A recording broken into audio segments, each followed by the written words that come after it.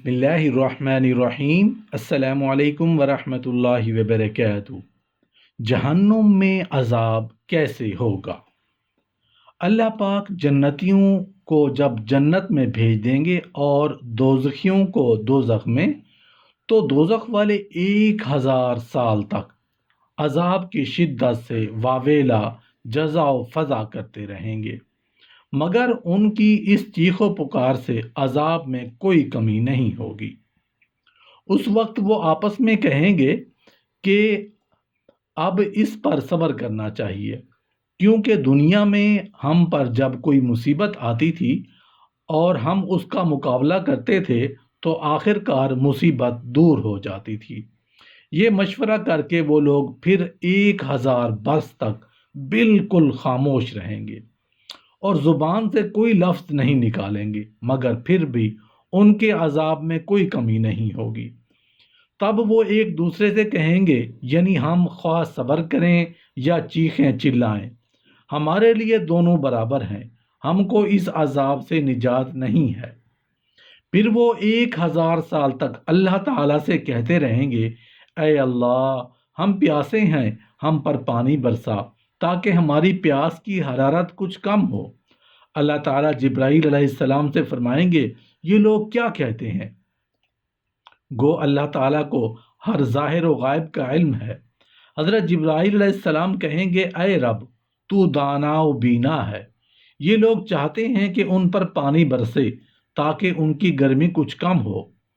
چنانچہ اللہ تعالیٰ کے حکم سے ایک سرخ بادل اٹھے گا، وہ لوگ خیال کریں گے کہ یہ برسے گا، مگر پانی کی بجائے ان پر بچھو برسیں گے۔ یہ بچھو خچر کی قد و قامت کے برابر ہوں گے۔ اگر وہ کسی کو کاٹ لیں تو ان کا زہر 1000 سال تک نہ کم ہو۔ وہ پھر 1000 سال تک اللہ کے حضور میں وہی عرض کریں گے، اے اللہ، ہم پر پانی برسا۔ اس بار ایک سیاہ بادل اٹھے گا جسے دیکھ کر یہ خیال کریں گے کہ یہ بادل ضرور ہم پر پانی برسائے گا، مگر یہ بھی محض ان کی خوش فہمی ہوگی اور ان پر پانی کی بجائے کالے سانپ برسیں گے۔ اسی سے متعلق قرآن کریم میں ہے، یعنی ہم نے ان کا عذاب دن بدن بڑھا دیا، یہ سزا تھی ان کے کفر و عصیان کی۔ اس حدیث پاک سے یہ معلوم ہوا ہے کہ دوزخ کا عذاب 4-5 ہزار سال تک رہے گا۔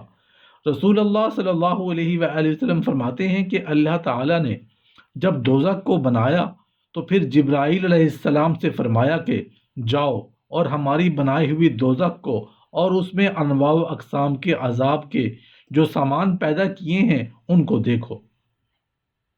چنانچہ وہ گئے اور جا کر اس کو دیکھا اور عرض کیا، خداوند، آپ کی عزت کی قسم، آپ نے دوزخ کو تو ایسا بنایا ہے کہ جو کوئی بھی اس کا حال سن لے گا وہ کبھی بھی اس میں نہیں جائے گا، یعنی ایسے کاموں کے پاس نہیں جائے گا جو انسان کو دوزخ میں پہنچانے والے ہیں۔ اس کے بعد اللہ تعالیٰ نے دوزخ کو شہوات و نفسانی لذتوں سے گھیر دیا، یعنی کہ نفسانی خواہشات والے وہ اعمال جن میں انسان کی طبیعت اور نفس کے لیے بڑی کشش ہے، جہنم کے گرد اس کی باڑ لگا دی ہے۔ اور پھر اللہ تعالیٰ نے جبرائیل علیہ السلام سے فرمایا، اب پھر جا کر اس دوزخ کو دیکھو۔ رسول اللہ صلی اللہ علیہ وآلہ وسلم فرماتے ہیں کہ جبرائیل علیہ السلام پھر گئے اور جا کر اس کو اور اس کے گرد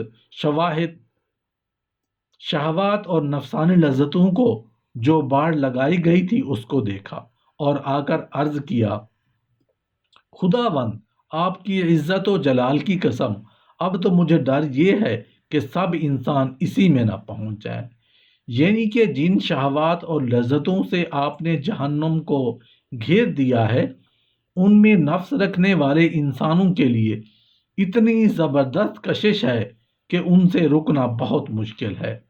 اس لیے خطرہ ہے کہ بیچاری ساری اولاد آدم نفسانی لذتوں اور شہوتوں کی کشش سے مغلوب ہو کر دوزخ ہی میں نہ پہنچ جائے۔